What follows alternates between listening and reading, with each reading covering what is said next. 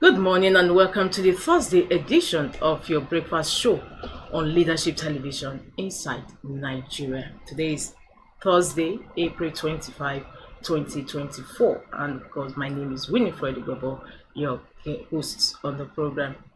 On today's program we are going to be looking at front headline stories on some select national newspapers.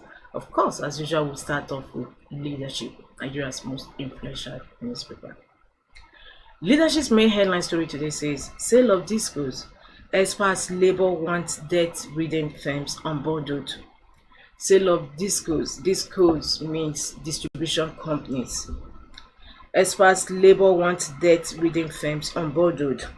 Say affected DISCOS overwhelmed by large franchise. Seek fresh capital for banks, AMCON-run utilities. Main headline today on Leadership, Thursday, April 25, 2024. Beside that, we have federal government revokes 924 mining licenses over inactivity. Ransom destroys old Suleja prison. Several inmates escape. El-Rufai probe. Kaduna Assembly demands 2015-2023 documents. Tinubu to judiciary. Give Nigeria functional justice system. And on strip just beneath the business boss. Disquiet as PDP hosts Ondo governorship primary today.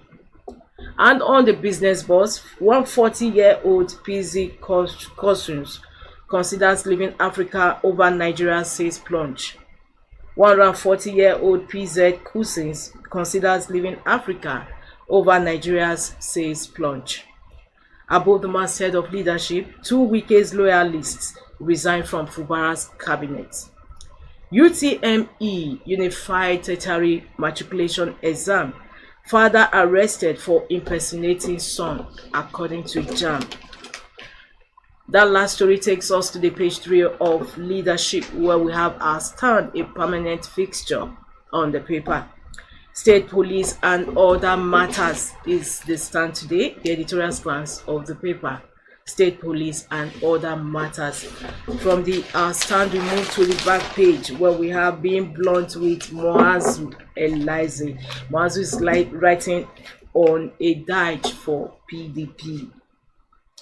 And in quote, the PDP's contributions to Nigeria's development are indisputable. A died for PDP, being blunt with Muazu Eliza. For more, you log on to the website of Leadership newspaper, and also for the continuation of the headline stories, the editorial and inside pages, www.leadership.ng. From Leadership, we move to Daily Sun. Daily Sun's headline story today, Thursday, April 25, 2024. Tales of woes over poor non-electricity supply. Tales of woes over poor non-electricity supply. Nigerians express frustration, reveal bitter experiences. Economic reforms can't work with current power situation. Man, others won. And the second leading story today on Daily Sun, aftermath of runway incident, federal government suspends Dana Airlines. The story is on page 25 of Daily Sun. Nigeria's economic woes will soon be over, Pastor Kumuyi. Still on Daily Sun, Rivers again pro-Wike commissioners resign. Former Finance Justice Chiefs reject redeployment by Governor Fubara. IPOB wants Italy to ban arms exportation to Nigeria. Federal government revokes mining licenses. Flags of consumer credit scheme. Launches portal for easy access. Obi pledges to build 2 Amajarai schools, 10 more boreholes enough. Urges wealthy Nigerians to join in fixing water education. Enugu government receives 1445 forfeited properties from EFCC. I'll take that once again. Enugu government receives 14 forfeited properties from EFCC. Tinubu stakeholders seek holistic reforms in nation's judiciary. Akpabio demands end to misuse of ex-parte order by judges. Justice Minister vows to push for national policy on justice. Kaduna Assembly intensifies probe of El-Rufai government. Request details of financial transactions from ministries. That takes us to the story, the last story on the cover today, and of course is beside the masthead of Daily Sun. Nigeria spent $3.5 billion on debt service in 2023, according to CBN. Nigeria spent $3.5 billion on debt service in 2023, CBN. And of course, with that, we conclude the review of Daily Sun's front headline stories today. For more, log on to the website of Daily Sun, www.sunnynewsonline.com. We move to the next paper with similar headline, and that is Vanguard newspaper. Vanguard says why power sector crisis won't end soon by electricity workers. Why power sector crisis won't end soon by electricity workers. Say frequent system collapse caused by technical other factors. Gencos, gas shortages, aging, dilapidated machinery, inadequate power evacuation capacity. DISCOS, outdated, obsolete networks, inadequate maintenance of network equipment, low meter penetration. Poor supply becoming unbearable, CPPE. Our members still generate their power at higher cost, LCCI. We need huge investments, according to experts. These are the riders beneath the main headline story today on Vanguard. Why power sector crisis won't end soon by electricity workers. Underneath that main headline story, we have Okwama Ewu. Over 12 residents trapped in forest die of hunger sicknesses. Over 12 residents trapped in forests die of hunger sickness. As Obore Vori inaugurates committee to resettle, rehabilitate villagers. Many villagers still missing. We are searching for them, leaders. Trade and Nigeria, EFCC operatives grieve Sirika as ex-minister defense role. And in sports, Siasia excludes stubborn Mikel from Super Eagles all-time best. Of course, they've been having running battles since. Talking of Mikel Obi and Samson Siasia. And sports today, Siasia excludes stubborn Mikel from Super Eagles all-time best. That takes us to the stories about the masthead of Vanguard newspaper.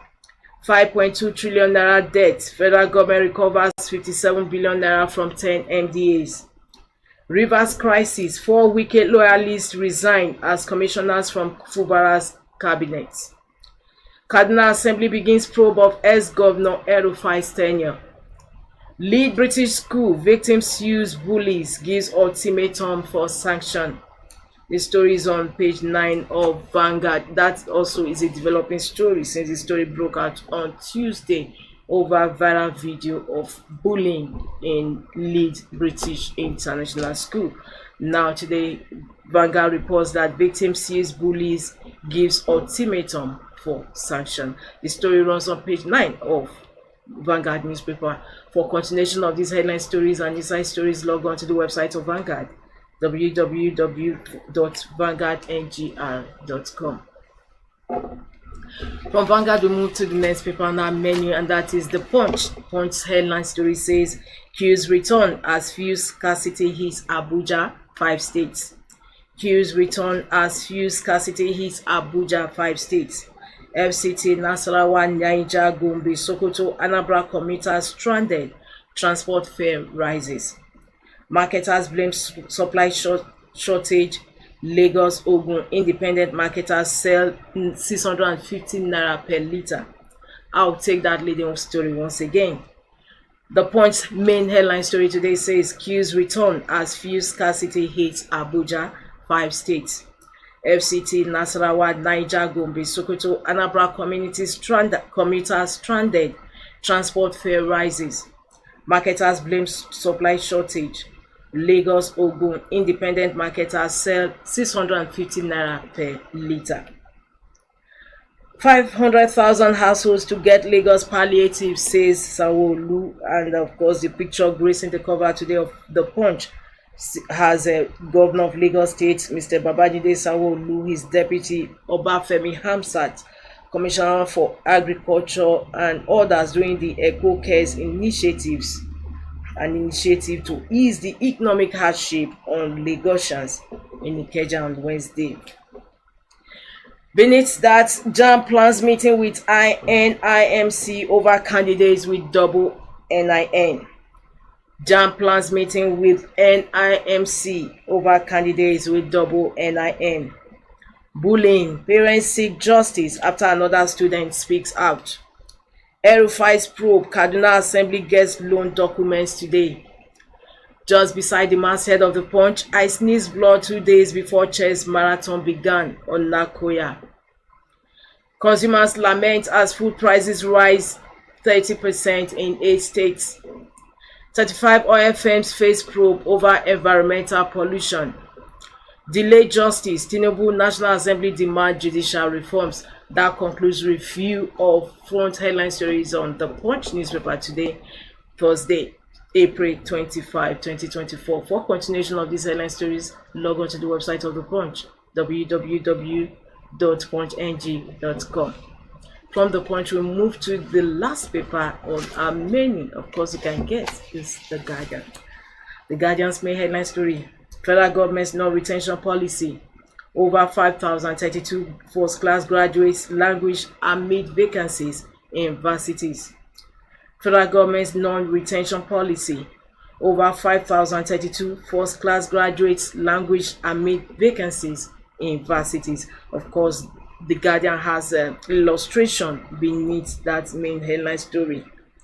We have 2019, between 2019 to 2020 academic sessions, University of Lagos had 281 first-class graduates, University of Ibadan 241, University of Ilorin 180, Federal University Gusau 12, University of Nigeria Nsukka, we had 174 first-class graduates, Obafemi Awolowo University had 124, University of Benin had 282, Federal University of Technology Akure had 206, and Bayero University Kano had 105. Between 2020 to 2021 academic session, we had 238 first-class graduates from the University of Lagos, UNILAG, 265 from University of Ibadan, 178 from Uni-Ilorin. We had none from University of Federal University Gusau. We had 246 first-class graduates from University of Nigeria, Nsukka. We had 124 from OAU. We had 109 from OAU. We had 178 from Uniben, 195 from Federal University of Technology, Akure, that is FUTA. We have 285 from Bayero University, BUK. Between 2021 to 2022 academic session, we had 158 first-class graduates from UNILAG. We had 314 from UI. We had 239 from University of Ilorin, none from Federal University Gusau. We had 288 from UNN, 158 from OAU, 179 from Uniben, 195 from Federal University of Technology Akure, 180 from BUK. And we have unmet vacancies of lecturers. We have 1,000 plus University of Lagos. We have 1,000 plus UI University of Ibadan. We have 500 plus University of Ilorin. We have 600 unmet vacancies of lecturers. 600 in Federal University Gusau. We have 1,000 plus UNN. We have 1,000 plus OAU. We have 1,000 plus in Uniben. We have 1,700 Federal University of Technology Akure, while we have 1,200 from BUK. These are vacancies that need to be filled from these first-class graduates in these universities I mentioned earlier. That's made from the main headline story today: federal government's non-retention policy. Over 5,032 first-class graduates languish amid vacancies in varsities. Underneath that, currency outside banks up by 300% as economy slips into cash hoarding. Wike's loyalists reject redeployment, resign from Rivers cabinet. Zulum urges establishment of military bases in Sambisa Forest, Madara hits. EFCC withdraws appeal against order restraining Yahaya Bello's arrest. Aviators fought interference as federal government grants Dana Air operations. Federal government proves bullying incident at British International School, Abuja. It runs on Metro page 9 of the Guardian newspaper. And of course, that concludes the review of the Guardian today, Thursday, April 25, 2024. For continuation of these headline stories, inside stories, and of course the editorial, log on to the website of the Guardian, www.guardian.ng. Of course, from the Guardian, that concludes also today's episode of your number one breakfast show on television, Inside Nigeria. My name is Winifred Ugwebo. This same time next tomorrow is another day for another fresh episode of Inside Nigeria. Don't forget to join in then. See you. Thank you for watching. For sponsorship and advert placements, please contact 080-3688-6158. Last word